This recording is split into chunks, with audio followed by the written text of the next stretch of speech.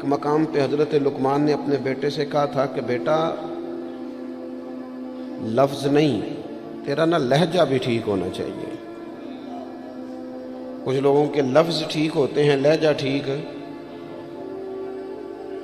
لہجے بھی بعض اوقات اگر محبت والے نہ ہوں تو بڑی تکلیف دیتے ہیں۔ وہ شوگر کے مریض ہیں، مثال دے رہا ہوں، شوگر کے مریض ہیں سوسر صاحب، تو بہو نے پوچھا تھا ان سے صبح میں کہ ناشتہ لاؤں، تو انہوں نے کہا بیٹا ابھی میرا جی نہیں چاہتا، لیکن وہ شوگر ہے، گھنٹے دو کے بعد کمزوری ہے، بھوک لگ گئی تو آواز دی بٹیا ذرا کھانا تو لانا۔ تب وہ ناراض ہو گئی، ابا جی میں نے تو صبح بھی پوچھا تھا آپ سے، گھنٹہ پہلے بھی، ابھی آپ نے پھر کھانا۔ اچھا وہ لے آئی،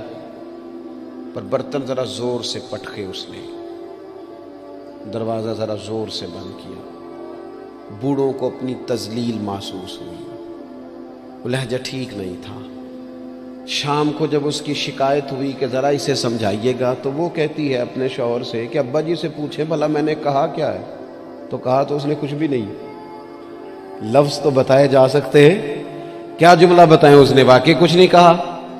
لیکن اس کا لہجہ، اس کا انداز، اللہ کرے میں جوانوں کو بات سمجھا سکوں۔ لفظ بھی ستھرے ہونے چاہیے اور تیرا لہجہ بھی ذرا باوضو ہو تو بات بن جائے گی۔ اگر تیرا انداز بھی تھوڑا، بعض لوگ صحیح بات کر رہے ہوتے ہیں پر صحیح لہجے میں نہیں کر رہے ہوتے، وہ ٹھیک کہہ رہے ہوتے ہیں پر ان کا انداز ٹھیک نہیں ہوتا۔ حضرت لقمان نے اپنے بیٹے سے کہا وَلَا تُصَغِّرْ خَدَّكَ لِلنَّاسِ،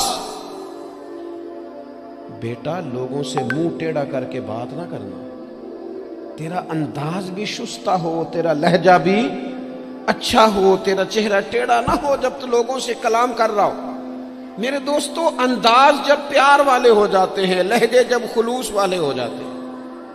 جب ہماری اولادوں میں یہ محبتیں منتقل ہوتی ہیں، جب یہ محافل اپنا اصل حسن اختیار کر جاتی ہیں اور یقین کی اس دولت تک چلی جاتی ہیں، تو پھر وہ محبت کی جو کیفیت ہوتی ہے نا،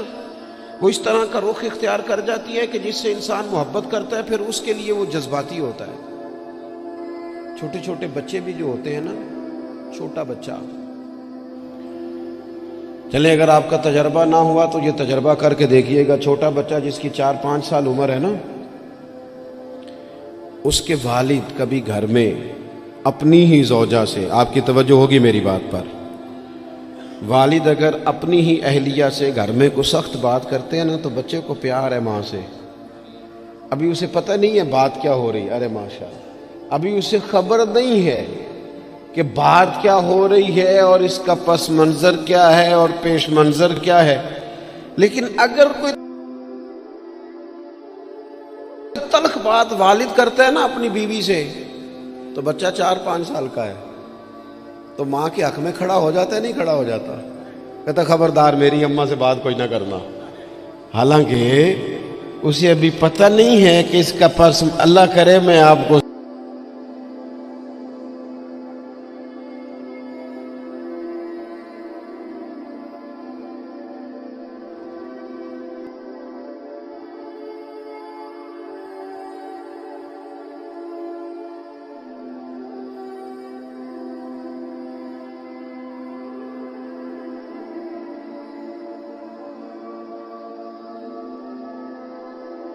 سمجھا سکوں۔ او خدا،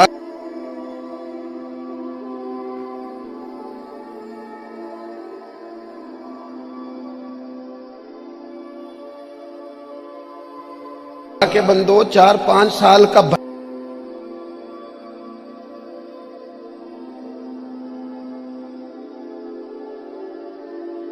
بچہ،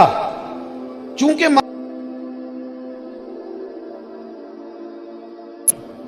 آپ کی توجہ ہے میری بات پر، تو اقبال ناراض ہو گئے، کہنے لگے میں تھوڑی جاؤں گا،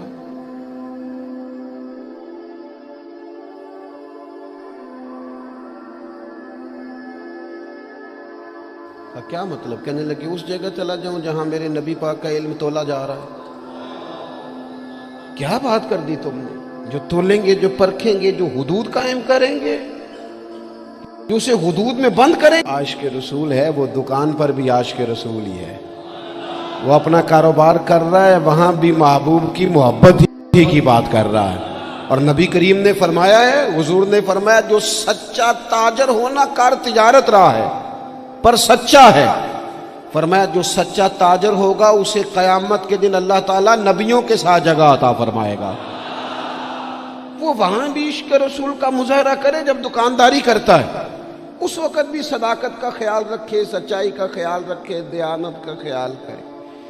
تو محبت میں جب وہ خاص وارفتگی اور خاص شوق پیدا ہوگا،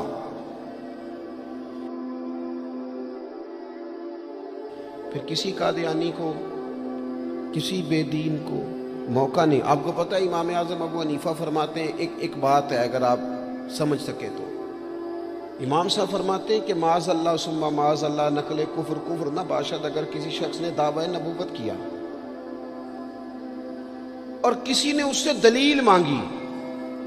یہ بات بڑی قابل غور ہے، سمجھیے، ایک شخص نے معاذ اللہ یہ دعویٰ کیا کہ میں نبی ہوں، اور اگر کسی نے اس سے دلیل مانگی کہ تو نبی ہے تو دلیل دے، اگر دلیل مانگی تو یہ مانگنے والا کافر ہو جائے گا۔ کیوں دلیل مانگی تو نے؟ ضرورت کیا تھی؟ بھئی یہ تو اب ہو ہی نہیں سکتا کہ رسول پاک کے بعد کوئی نبی آئے، تو دلیل مانگنے کا معنی، بات سننے کا مطلب، اس پر یہ کب ہوگا؟ جب محبت کو پورا عروج ملے گا، جب رسول پاک علیہ الصلوۃ والسلام کے ساتھ جذباتی وابستگی، مومن کا خاص پیار، جب اس کی الفتیں، جب اس کی، یعنی ایک تو ہے محفل نعت میں نعت سننا، اور ایک یہ ہے کہ کہنا آج دل بڑا پریشان ہے، کوئی مجھے میرے نبی کی نعت سنائے۔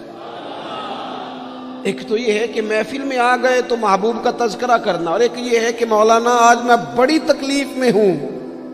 حضور کے فضائل کی کوئی بات تو سنائے، کوئی خصائل، کوئی شمائل کا باب تو چھیڑے۔ جب دلچسپیاں پوری طور پر رسول پاک کی ذات والا صفات سے جم جائیں اور نبی پاک علیہ الصلوۃ والسلام کے ساتھ تبھی میلان پوری طرح ہو جائے گا، اور یہ بار بار قوم میں کرنے کی ضرورت ہے، محبت کا انداز بار بار اختیار کرنے کی ضرورت ہے، اس میں بار بار خوبصورتی لانے کی ضرورت ہے۔ مفتی اعظم پاکستان خلیفہ اعلیٰ حضرت سید ابو البرکات شاہ صاحب رحمۃ اللہ علیہ، جب بڑھاپا آ گیا نا، بڑے علیل ہو گئے، تو حضرت کے لیے مطالعہ کرنا مشکل ہو گیا، تو شاگردوں سے کہتے کہ شیخ محقق رحمۃ اللہ علیہ کی مدارج النبوت اٹھا کے لاؤ۔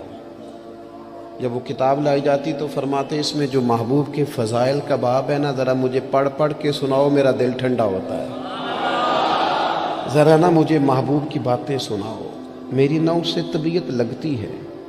میرا دل چاہتا ہے کہ مجھے حضور نبی رحمت علیہ السلام کا تذکرہ سنایا جائے،